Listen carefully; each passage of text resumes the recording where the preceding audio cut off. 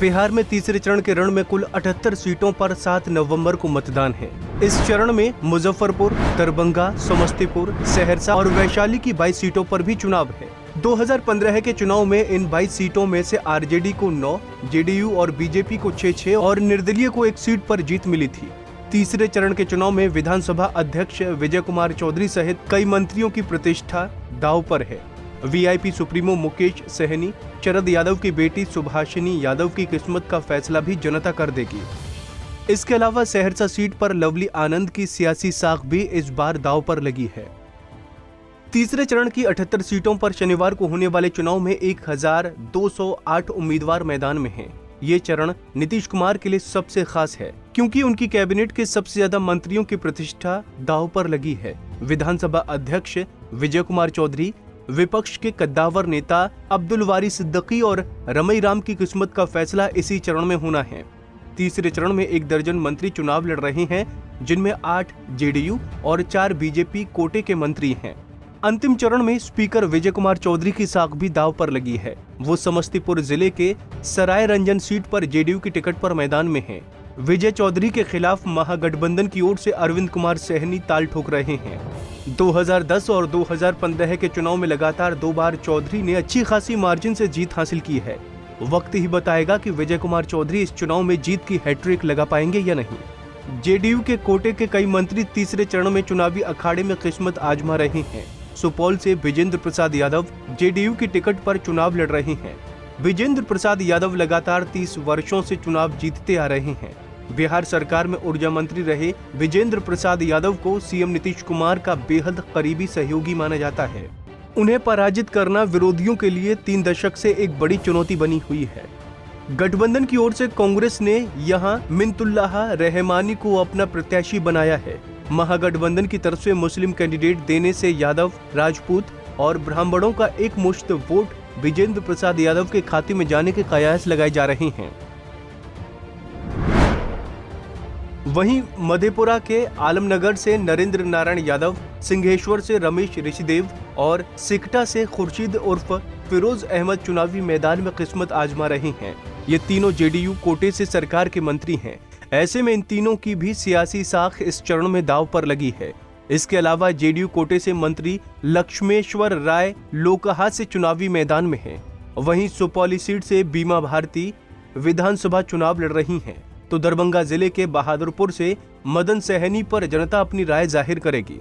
वहीं कल्याणपुर सुरक्षित सीट से महेश्वरी हजारी चुनाव लड़ रही हैं। इन तीनों की सियासी साख पर लिमिट्स टेस्ट अंतिम चरण के चुनाव में होना तय माना जा रहा है। वहीं बीजेपी कोटे के मंत्रियों में मोतिहारी के प्रमोद कुमार, मुजफ्फरपुर से सुरेश शर्मा, बेनीपट्टी से विनोद नारायण झा और बनमखनी से कृष्ण कुमार ऋषि चुनावी अखाड़े में किस्मत आजमा रहे हैं, तो प्राणपुर सीट से बीजेपी कोटे के दिवंगत मंत्री विनोद सिंह की पत्नी निशा सिंह बीजेपी के टिकट पर चुनाव लड़ रही हैं, जबकि कपिल देव कामत की बहू मीना कामत मधुबनी जिले के बाबू बरही से जेडीयू के प्रत्याशी हैं। चुनावी नतीजे ही तय करेंगे कि नीतीश सरकार के मंत्रियों से जनता खुश है या नाराज। वहीं सिमरी बख्तियारपुर सीट से वीआईपी के अध्यक्ष मुकेश सहनी अपनी किस्मत आजमा रहे हैं। यहां राजद के यूसुफ सलाउद्दीन सहित कुल 22 उम्मीदवार मैदान में हैं। वहीं महिषी सीट से जदयू के गुंजेश्वर शाह, राजद के गौतम कृष्ण चुनाव लड़ रहे हैं। राजद ने यहां से अपने मौजूदा विधायक अब्दुल गफूर को इस बार टिकट नहीं दिया है। वहीं आरजेडी के कद्दावर नेता अब्दुल वारी सिद्दीकी केवटी सीट से चुनावी मैदान में उतरे हैं। उनका मुकाबला बीजेपी के कैंडिडेट मुरारी मोहन झा से है। हायाघाट से लालू प्रसाद के बेहद खास कहे जाने वाले भोला यादव राजद के टिकट पर मैदान में हैं, जबकि भाजपा से डॉक्टर रामचंद्र प्रसाद सहित कुल 10 उम्मीदवार यहां टक्कर देने को तैयार हैं। दरभंगा से भाजपा के मौजूदा विधायक संजय सरावगी, राजद से हायाघाट के मौजूदा विधायक अमरनाथ गामी सहित 19 लोग मैदान में हैं। तीसरे चरण के चुनाव में दलित नेता रमई राम की अग्नि परीक्षा भी होनी है। वो बोचहा सीट से आरजेडी के टिकट पर किस्मत आजमा रहे हैं। उनके सामने बोचहा से बेबी कुमारी ने पिछली बार निर्दलीय चुनाव जीता था। इस बार बेबी कुमारी मैदान में नहीं है। एनडीए की तरफ से यहां वीआईपी ने मुसाफिर पासवान को टिकट दिया है। सहरसा सीट पर लवली आनंद राजद के टिकट पर मैदान में हैं। पूर्व सांसद और बाहुबली नेता आनंद मोहन की पत्नी लवली के मुकाबले बीजेपी के आलोक रंजन ताल ठोक रहे हैं। यहां कुल 14 उम्मीदवार मैदान में हैं। तो सोनबरसा सीट से जदयू के मौजूदा विधायक रत्नेश सदा एक बार फिर से किस्मत आजमा रहे हैं। कांग्रेस ने यहां तारणी ऋषिदेव पर दाव लगाया है।